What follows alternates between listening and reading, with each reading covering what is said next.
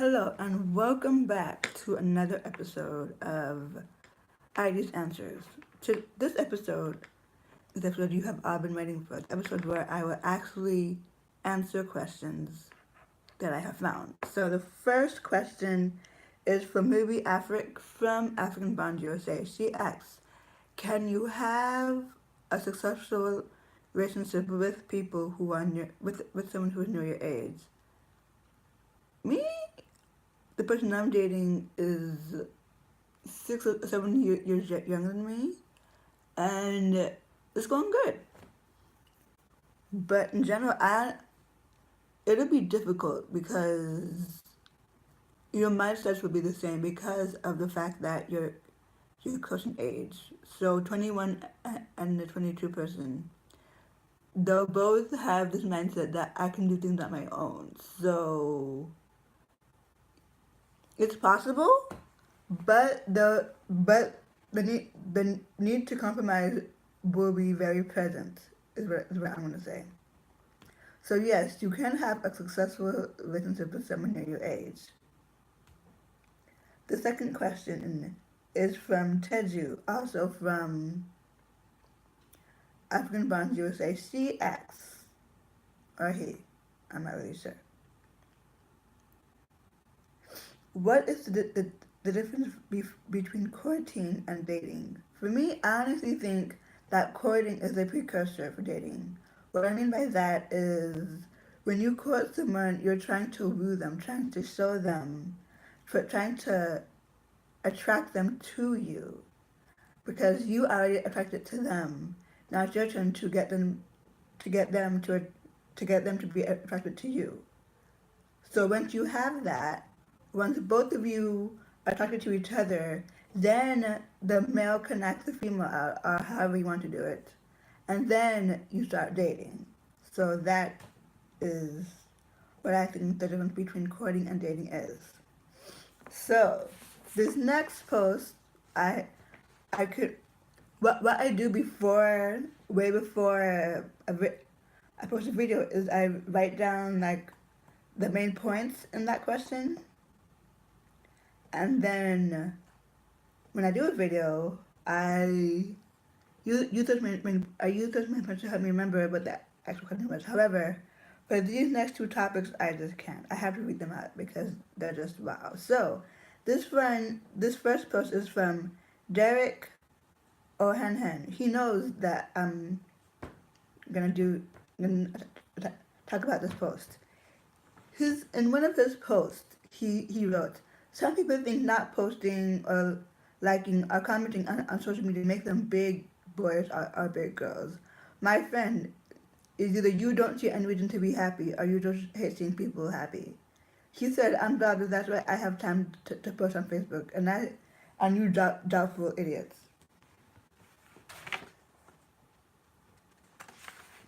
Yet you have time to wait for my post so you can take account. My brother, I'm not responsible for your broke and miserable life."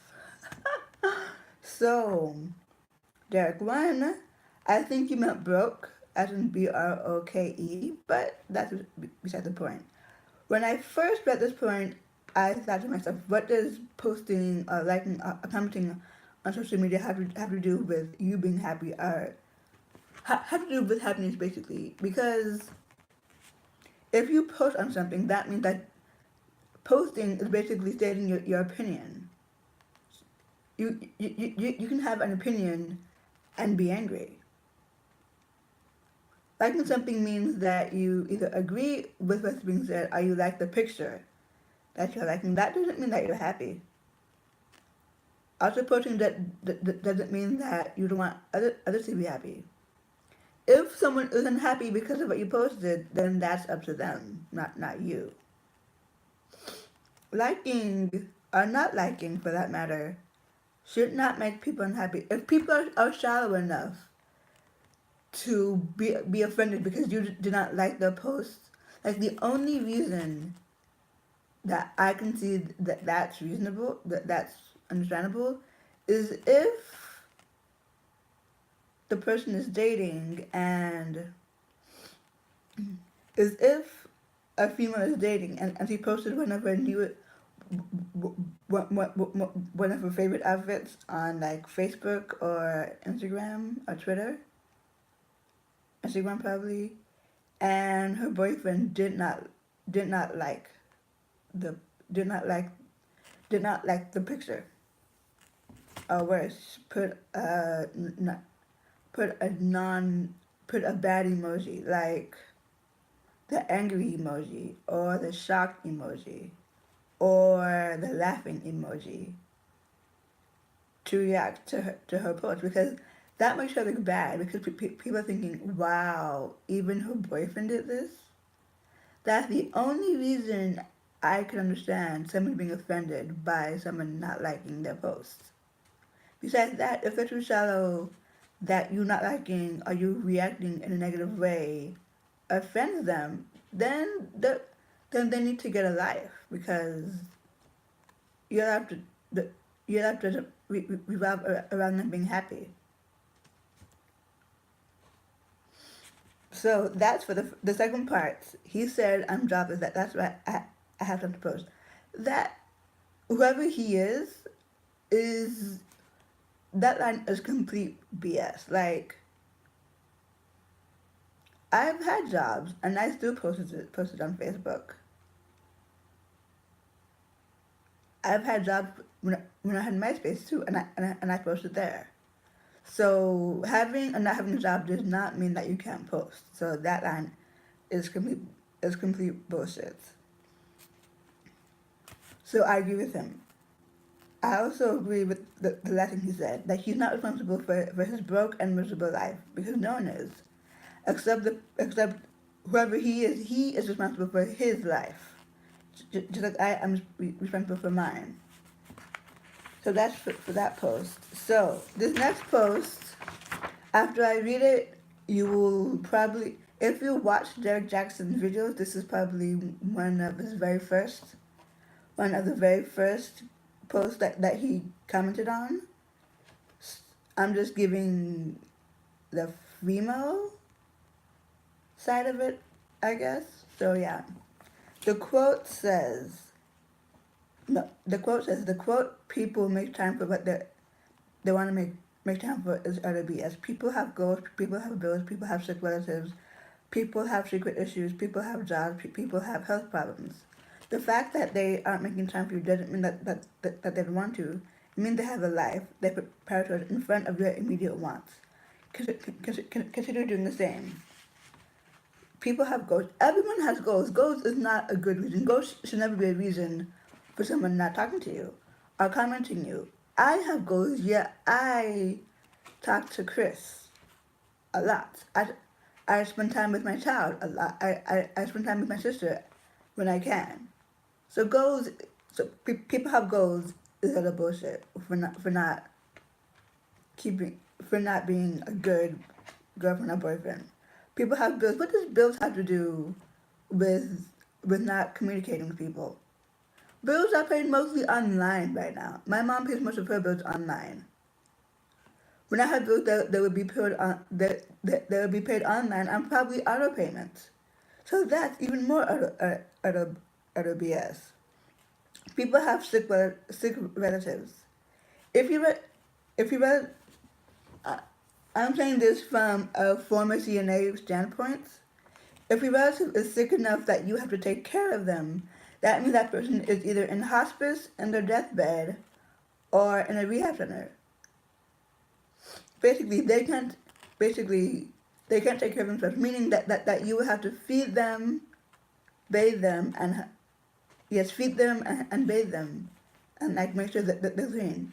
All of that does not take 24 hours. Like when I worked as a CNA, I worked 8-hour shifts, and I had at most 15 residents that I took care of. Yeah, I had time to socialize. So cigarettes is utter BS. People have secret people have secret issues. What kind of crap is this? Really? Secret issues? When I read this post, I think, What secret issues? Are you a secret FBI agent?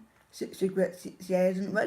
What secret issues do you have where you can't communicate or keep the person you're with? Like, secret issues is the most nonsensical reason I've ever heard of. People have jobs, so everyone, no, not everyone, most people have jobs, but their jobs aren't 24/7. After their shift ends, their employment shift ends at that day, they go home and then they have time to socialize. Or even on their break, depending on how long they work, they have time to socialize. If you work for 5 hours, that's 30 minutes you have to eat and socialize. More than 5 hours, that's an hour or more, depending on how long you work, to socialize. So people have jobs is not and will never be a good reason to not keep your end of the relationship. People have health issues.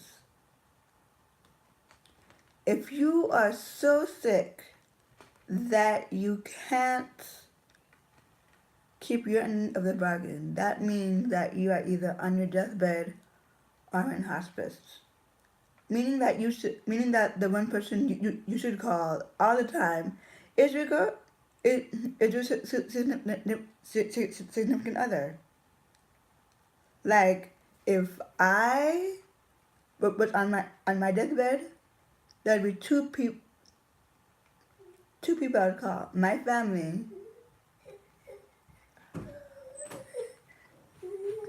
and Chris. So that's also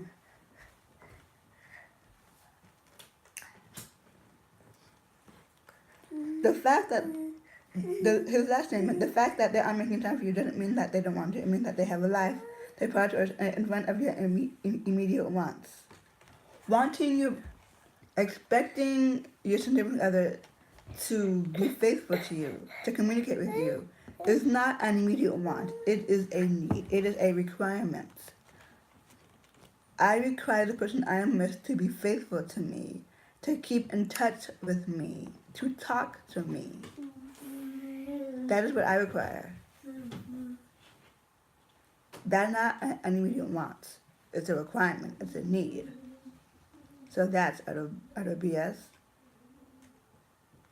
Consider doing the same. Everyone has lives. Whether that lives includes goals, maybe bills, maybe sick relatives, maybe a job, and maybe health problems. A life includes literally 5 of the 6 bullet points he listed here, and yet that none of those bullet points will ever be a good reason for anyone to not keep their part of the relationship. Okay. This last question is from, I don't remember because I didn't write it down. But the question says, besides physical attraction, what catches your attention? Me, what catches my attention is personality, which is made up of character. So, there are some character traits that people just can't hide. Like, if you are a frugal person, that will show in your personality by you always recommending more affordable items, frequent window shopping, frequent couponing, basically things like that. If you are a saver, that will also show up. That also show up in your personality. Like one of the questions you always ask is, did you save? How much have you saved? When are you going to save? Basically, questions about saving. However, if you are abusive, that will also show up in your personality. By every time something says something like 1 figures, you're like, because you want to slap them, but you're holding yourself back. The fact that you want to do it means that you're probably abusive, because there have been times that I myself have been angry, but I never, because like there really is no point. Yes, to grind your gears, but enough to slap someone? Really? Yeah, no. If someone is unfaithful, that will show up by prolonged stares at the opposite sex. Many people will not agree with me. They might say, "What's wrong with having that is sex," or something like that. One, that is a sin. Lusting after someone is a sin, because you are committing adultery, which is one of the biggest sins in your heart. And it says in the Bible, out of the heart a man speaks. So don't be two-faced. If you don't like someone, tell them, "I don't like you." If you let someone say it, tell them, "I like you." Or if you try to, basically, what's in your heart, act. Basically, don't let your outward actions contradict what's in your heart, because eventually what's in your heart will come out. So that is it for this video. I hope you liked it. If you did, comment down below. If you want to subscribe, also do that down below. Also click the thumbs up button if you liked it. Thumbs down if you didn't. If you didn't, tell me what you didn't like about it, and I will do my best to change it, because there's always room for improvement since this channel is fairly new. Also, I have a Facebook page, a Twitter page, and an Instagram page. They are both ID's Answers. However, Twitter is ID's Answers with a Z. The rest are the same. ID's Answers with an S. So, with that